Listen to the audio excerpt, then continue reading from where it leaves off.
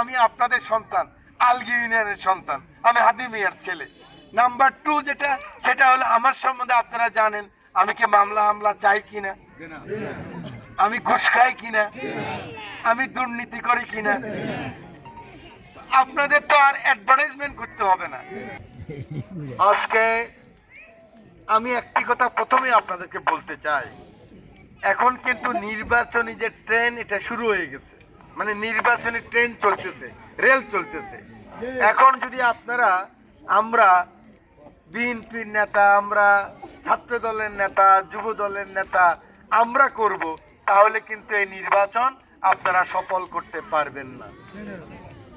আমাদের বাড়িতে যখন একটা খানা তৈরি করে, এই ঘরে যদি একটা খাওয়া তৈরি করে, এই ঘরের আম্মা, এই ঘরের বোন, এই ঘরের বাবা, উনি কি খায় আগে না খাই নাকি? আমি ভুল বললে বলেন, আপনারা খান নিজে। আপনারা আমরা ঘরে মেহমান আসলে আগে কি নিজেরা খান না মানুষেরা খাওয়ান? মেহমানরে খাওয়ায়। তো অতএব আজকে যদি এই নির্বাচনটা আপনারা সাফল্যমণ্ডিত করতে হয়, আপনারা যদি জয়লাভ করতে হয়, আপনারা যদি জয়লাভ করতে হয়, তাহলে সমাজের সর্বস্তরের মানুষ, আলেম দ্বীন, ছাত্র, শিক্ষক, কৃষক, শ্রমিক, ব্যবসায়ী, মুরব্বিয়ান, সুধী সমাজ, মা বোন, সকলকে আমরা এক জায়গায় নিয়ে আসতে হবে। এক জায়গায় আনার তো আমাদের সুবিধা আছে না? 1 নম্বর কথা হলো আমি আপনাদের সন্তান, আলগি ইউনিয়নের সন্তান, আমি হাদি মিয়ার ছেলে। নাম্বার 2 যেটা, সেটা হলো আমার সম্বন্ধে আপনারা জানেন আমি কি মামলা হামলা চাই কিনা, আমি ঘুষ খাই কিনা, আমি দুর্নীতি করি কিনা।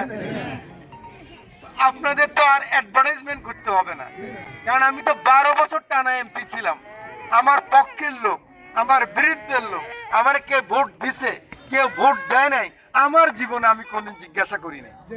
বরং যিনি ভোট দেয় নাই, যিনি আমার কাছে আসছে, একটা ফোন করছে, আমি আগে তাকে বসাইছি, আমি মনে করি উনি মেহমান। তো অতএব আপনাদের ভোট করার সময় আপনারা যদি নিজেদের মধ্যে নিজেদের নেতৃত্ব প্রতিষ্ঠা করতে চান, আমি হয়তো আর সামনে এটা বলবো না, এখানে সব নেতারা আছেন, তাহলে কিন্তু আপনারা যে সাফল্যতা চাচ্ছেন হয়তো আমাকে জয়লাভ করাতে পারবেন আপনারা, আল্লাহর সাহায্য থাকলে।